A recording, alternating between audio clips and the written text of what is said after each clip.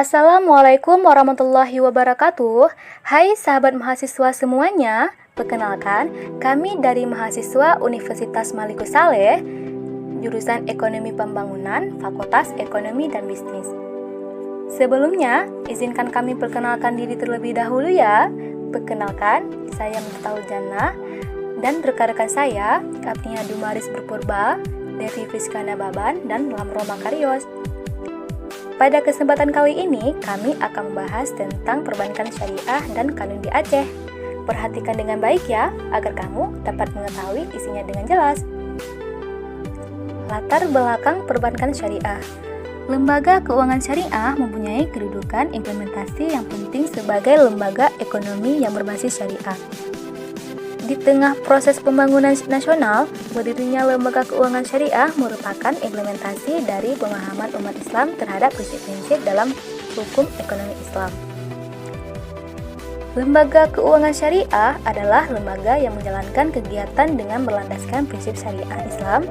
Lembaga keuangan syariah mempunyai prinsip-prinsip dasar seperti larangan menerapkan bunga pada bentuk transaksi, larangan menjalankan monopoli, dan membangun masyarakat melalui titik aktivitas bisnis dan perdagangan yang tidak diajarkan di Islam. Pengertian perbankan syariah.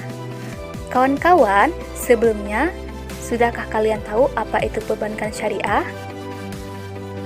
Perbankan syariah adalah suatu sistem perbankan pelaksanaannya berdasarkan hukum Islam syariah. Pembentukan sistem ini berdasarkan adanya larangan-larangan dalam agama Islam untuk meminjamkan atau memungut pinjaman dengan mengenakan bunga pinjaman, serta larangan untuk berinvestasi pada usaha-usaha yang bersifat haram.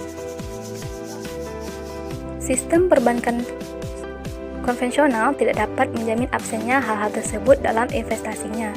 Misalnya, dalam usaha yang berkaitan dengan produksi makanan atau minuman haram, usaha media atau hiburan yang tidak islami, dan lain-lain. Sejarah perbankan syariah di Indonesia.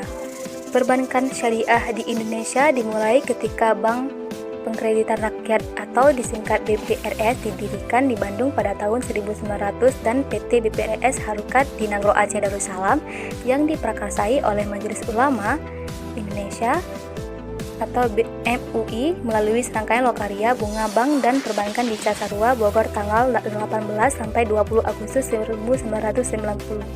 Dari hasil ini kemudian berkembang menjadi PT Bank Muamalat Indonesia atau BMI pada tahun 1900 dan mulai beroperasi tahun 1992. Pada masa itu dan pada periode tahun 1992 sampai 1998 hanya ada satu unit bank syariah. Kemudian pada tahun 2008 disahkan Undang-Undang Nomor 21 Tahun 2008 tentang perbankan syariah yang menandai era bangkitnya perbankan syariah di Indonesia.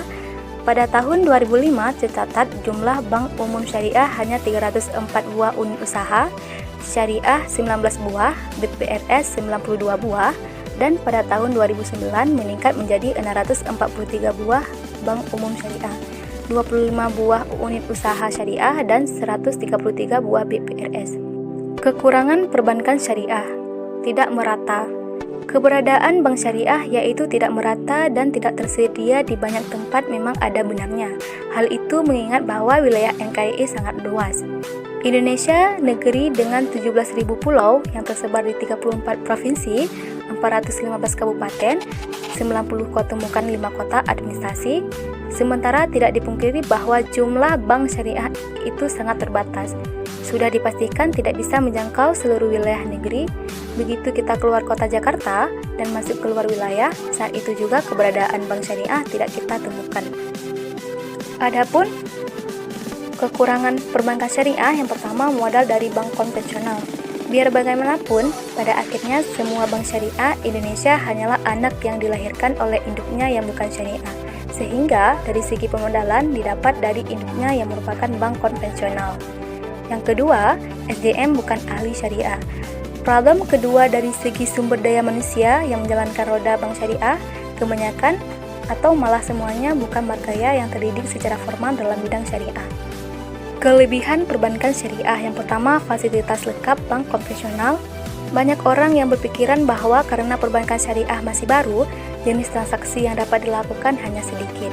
Anggapan tersebut dulu mungkin bisa dimengerti, tapi sekarang sama sekali tidak benar.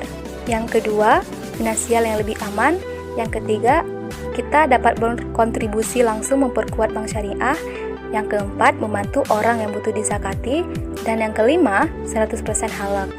Kredit yang diberikan oleh bank syariah mempunyai persyaratan yang mewajibkan dana digunakan untuk aktivitas yang halal. Bisnis yang dibiayai bank syariah juga tidak boleh berisiko mengandung kegiatan yang haram oleh agama Islam. Kawan-kawan, hanya segini yang dapat kami jelaskan.